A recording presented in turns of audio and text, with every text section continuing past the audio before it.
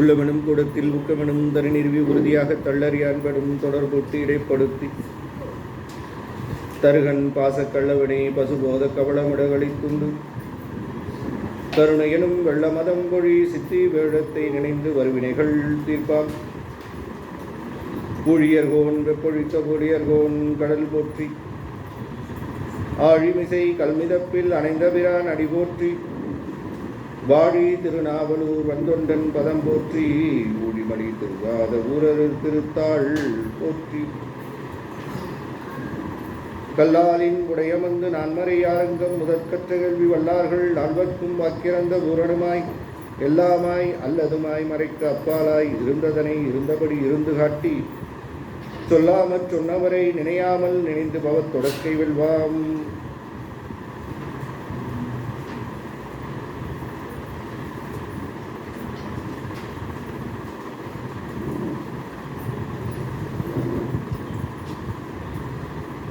காவாய் கனகத்திரளே போற்றி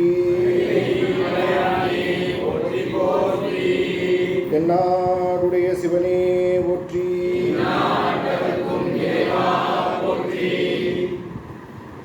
எல்லாம் அல்ல முருகப்பெருமானுடைய திருவருளினாலே கூடியிருக்கின்ற அடியார் திருக்கூட்டமாக அவருடைய முன்னாத்தருடைய அடியனுடைய சிறந்தாழ்ந்த வணக்கங்களை முதற்கண் தெரிவித்துக் கொண்டு மணிவாசகர் அருட்பணி மன்றம் சிறப்பாக நடத்துகின்ற சைவ பாட வகுப்பினுடைய 7ஆம் தொகுப்பிலே அடியெடுத்து வைத்திருக்கக்கூடிய ஒரு அற்புதமான தருணம் நமக்கு தருணம். 6 பகுதிகள், 6 வகுப்புகள் மிக அற்புதமாக மணிவாசகர் அருட்பணி மன்றம் செய்து வருகின்ற அந்த அருட் செயல்கள் பணிகள் சொல்லில் அடங்காத நிலையிலே நிற்கக்கூடியது. அதற்கான சான்று இப்பொழுது சற்று முன் பேசிய தியாகராஜன் ஐயா அவர்கள் உங்களுக்கு பணியினுடைய சிறப்பும் அதனுடைய பின்னணியும் என்ன என்பதாக சொன்னார். இப்போ பின்னணி தெரிஞ்சாதான் ஒருத்தரை நம்ம இப்போ மதிக்கக்கூடிய காலம் வந்துடுச்சு. சார் எப்படி அப்படின்னு சொன்னால் இவர் பேக்ரவுண்ட் என்னன்னு செக் பண்ணுறான்.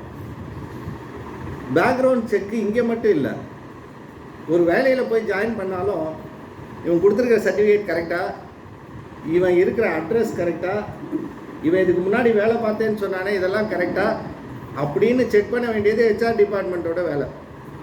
நீங்கள் கொடுத்துட்டு வந்ததுக்கப்புறம் செக் நடக்கும், பின்னாடி நடக்கும், உங்களுக்கே தெரியாது. அதுக்கு பேர் பேக்ரவுண்ட் செக்குன்னு பேர். கல்யாணம் முடிவு செஞ்சதுக்கப்புறம் மாப்பிள்ளையை பற்றி ஒரு பேக்ரவுண்ட் செக் பின்னாடி நடக்கும். முன்னாடி சொல்லிடுவாங்க எல்லாம் வல்லவர் நல்லவர், ஒரு பழக்கமும் கிடையாதுங்க இவருக்கு, அத்தனை பழக்கமும் இருக்கும். வாய் பூசாமல் சொல்லுவான். ஆனால் பார்த்தீங்கன்னு சொன்னால் ஒரு பேக்ரவுண்ட் செக் ரொம்ப முக்கியம்.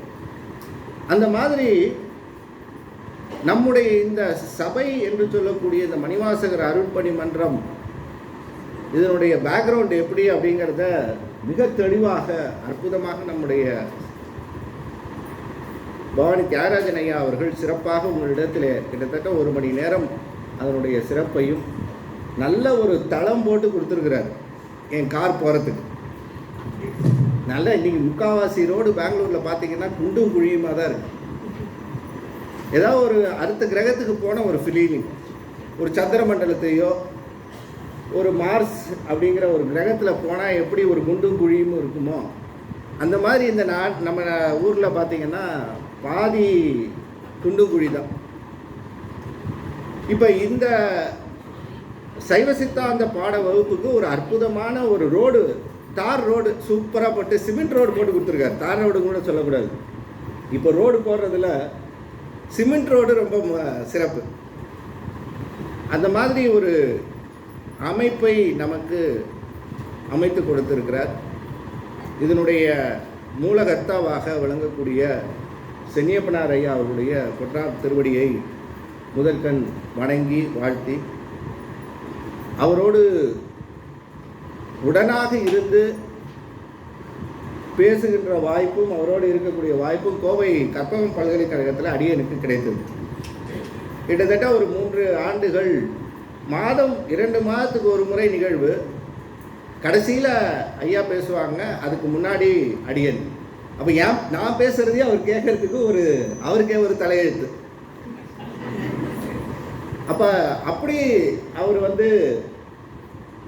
பேசியவுடன் அந்த கருத்துக்களை பாராட்டக்கூடிய ஒரு அற்புதமான ஒரு ஆன்மா நம்மோடு, மிகச்சிறந்த ஒரு என்ன சொல்கிறது, கலைஞர். சைவ சித்தாந்தத்தை கரைத்து குடித்த அவர்கள் பல்லாண்டு காலம் சைவ சித்தாந்தத்தையும் இலக்கியங்களையும் பட்டி தொட்டிகள் தோறும் கொண்டு போய் சேர்க்கக்கூடிய அந்த ஒரு அருட்பணியை செய்து வருகின்ற மணிவாசகர் அருட்பணி மன்றம் ஐயா அவர்கள். அந்த லெகசியே பார்த்திங்கன்னா ரொம்ப அற்புதமான லெகசி. சென்னியப்பனார் ஐயா, அதன் பிறகு குமரலிங்கம் ஐயா அவர்கள், அதன் பிறகு தியாகராஜன் ஐயா அவர்கள், இப்படி அந்த அந்த ஒரு அமைப்பு இறைவன் அப்படி கொடுத்து வைத்த அந்த அமைப்பு இது எங்கேயுமே கிடைக்காது. எனக்கு தெரிஞ்சு எத்தனையோ அருட்பணி மன்றங்கள் தொடங்கின நாளில் ஒரு 5 வருஷத்துலேயே எல்லாம் டிஸ்பர்ஸ் ஆகி ஒருத்தரும் ஒரு பக்கம் இருக்கும்.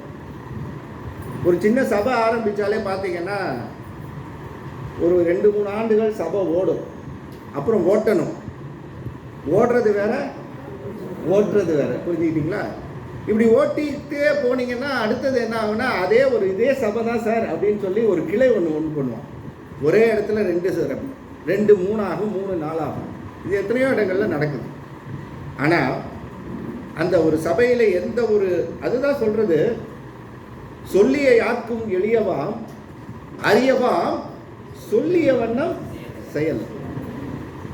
அவங்க சொல்லுகின்ற செயல் அப்படியே ஒத்து வரும். அப்படி இருந்தால் மட்டும்தான் அந்த சபை நிலைத்து நிற்கக்கூடிய சபையாக இது விளங்கும் என்பதாக அதற்குரிய சான்று. இன்னைக்கு சொன்னார் இல்லையா, அப்பர் பெருமான் என் கடன் பணி செய்து கிடப்பதேன்னு சும்மா பெருமான் முன்னாடி பாடுறதில்லை, பணி செய்தார்.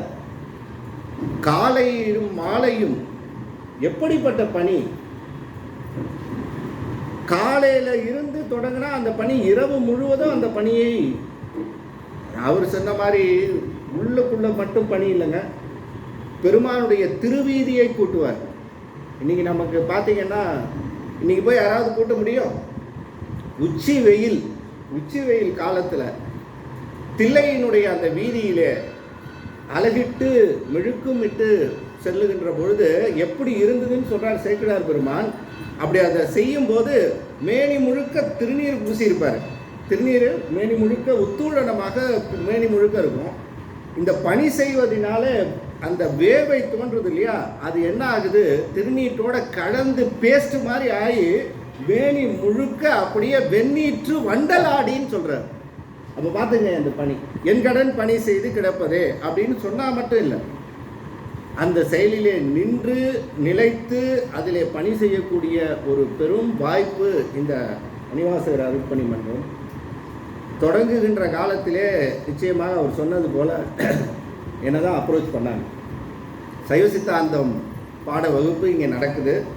பெங்களூரில் நாங்கள் நடத்தும் போது இன்னொரு ஆசிரியரை போய் நாங்கள் தேடிட்டு இருக்க வேண்டிய அவசியம்லாம் எங்களுக்கு இல்லை.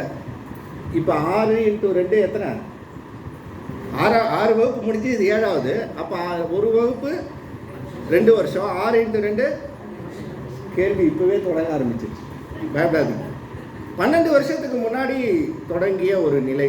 அப்போ அந்த 12 வருஷத்துக்கு முன்னாடி அப்போ ஒரு நேரத்தில் ஒரு செயல் தான் செய்ய முடியும். அப்போ அந்த பெரிய புராண வகுப்பு சனிக்கிழமைகள் தோறும் இங்கே தான் நம்முடைய ஒடுகுத்தூர் மடத்தில் முருகப்பெருமான் சன்னதிக்கு முன்னாடி பெரிய புராண வகுப்பு நடக்கும்.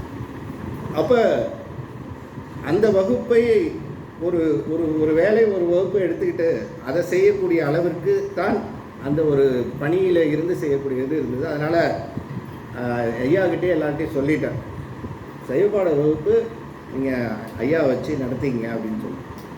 அப்போ அவங்களும் அதை வைத்து நடத்தி கொண்டு மிக அற்புதமாக எப்படியோ ஒரு 6 வகுப்பு தப்பிச்சேன். இது 7வது தொகுப்பு என்னன்னு தெரியல, பெருமானுடைய திருவருள் அல்லது என்ன ஒரு ஈர்த்து என்னை ஆட்கொண்ட எந்தை பெருமான்னு சொல்கிற மாதிரி ஏதோ ஒரு புண்ணியம் செஞ்சுருக்கோம்.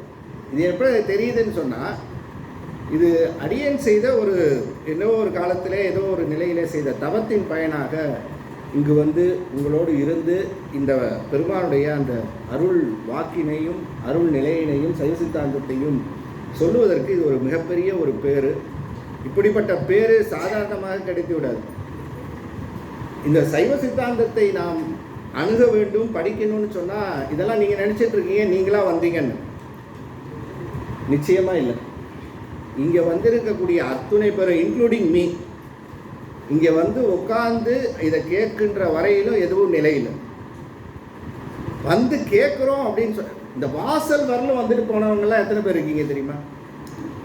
கிளம்பியிருப்பாங்க, வீட்டில் கிளம்பி வாசல் வரலும் வந்திருப்பான். திடீர்னு ஏதோ ஒரு ஃபோன் கால் வரும், இல்லை ஏதோ ஒரு வரும், உடனே திரும்பி போடும், முடிஞ்சுது, அதோட டிஸ்கனெக்ட். வாசல்லேருந்து வந்து கோயில் வரலும் வந்துட்டு போகிறவங்க உண்டு, இங்கே வந்து உட்காந்துட்டு கொஞ்ச நேரத்தில் போகிறவங்க உண்டு.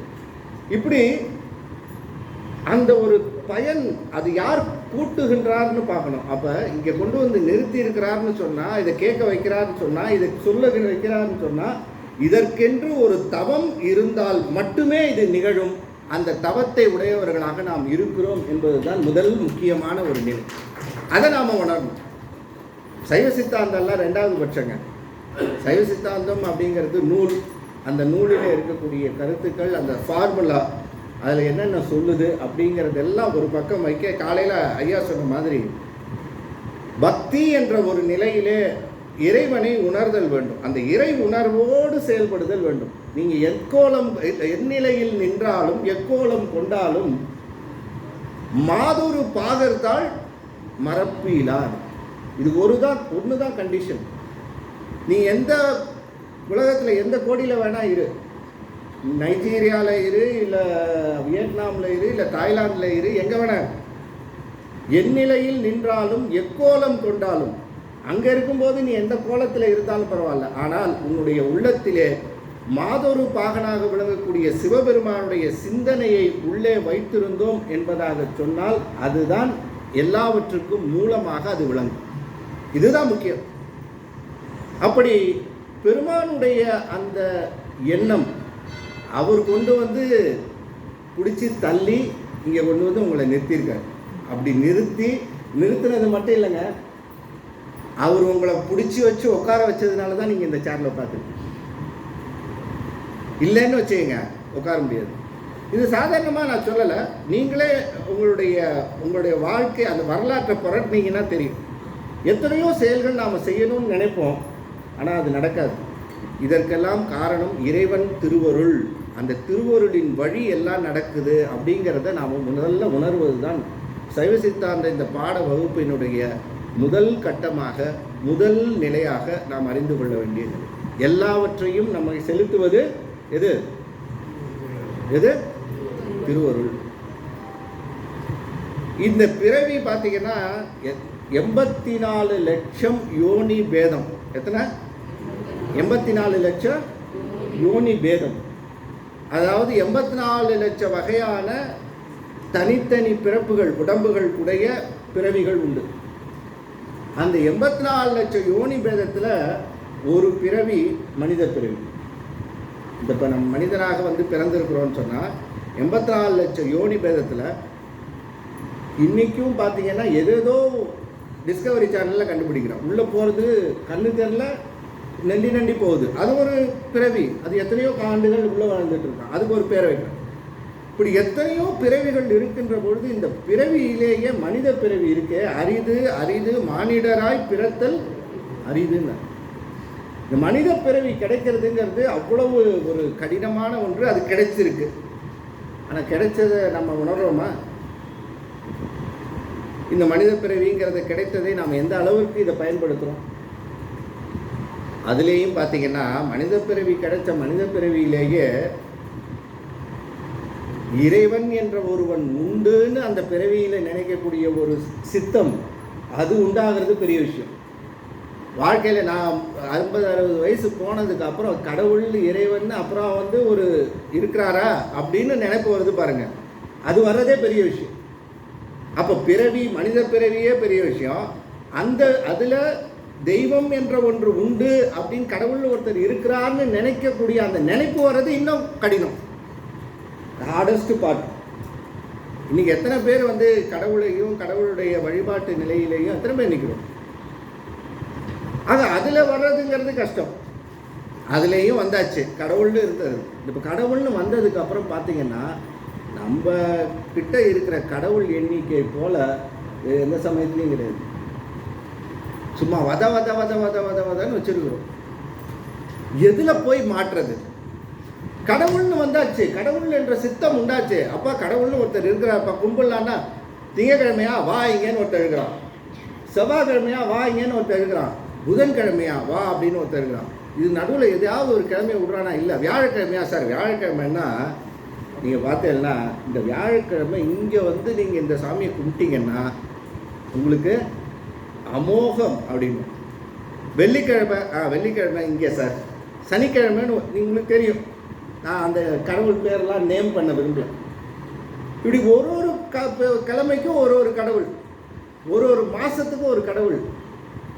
எத்தனை கடவுள்னு ஒரு சித்தம் உண்டாதலே வேணான்னு தோணக்கூடிய அளவுக்கு சில சமயம் வந்துடும். எப்போ பேசாமல் கடவுள் இல்லைன்னு சொன்னாலே நிம்மதியாக உட்காந்துட்டு இருக்கலாம். இந்த கடவுள் இருக்காருன்னு சொன்னதுக்கப்புறம் வரக்கூடிய பிரச்சனை இருக்குது பார்த்தீங்களா? 6 கோடி மாயா சக்திகள் அடித்து பிடிச்சி இழுத்துட்டு போகும். அவன் ஒரு ஒரு சித்தாந்தம் வச்சுருப்பான், அவன் ஒரு கான்செப்ட் வச்சுருப்பான், அவன் ஒரு கொள்கை வச்சுருப்பான். சார் நீங்கள் வெளியிலேயே நீங்கள் இன்ஜினியரிங் பண்ணுறதுக்கு பதிலாக நான் ஒரு இன்ஜினியரிங் சொல்கிறேன், உள்ளுக்குள்ளே ஒரு இன்ஜினியரிங் பண்ணலாம் சார். உள்ளுக்குள்ளே ஒன்று பண்ணலாம் சார். நீங்கள் அப்படியே உள்ளே போயிட்டே இருந்தீங்கன்னா அது அப்படியே கீழே மூலாதாரம், சுவாதிஷ்டானம், மணிபூரகம், அநாகதம், விசுத்தி, ஆஞ்ஞா அப்படின்னு சொல்லி இழுத்துட்டு போய் உங்களை ஒரு ஒரு காஸ்மிக் வேர்ல்டில் எங்கேயோ உங்களை போய் சேர்த்துறோம் சார். எங்களுக்கு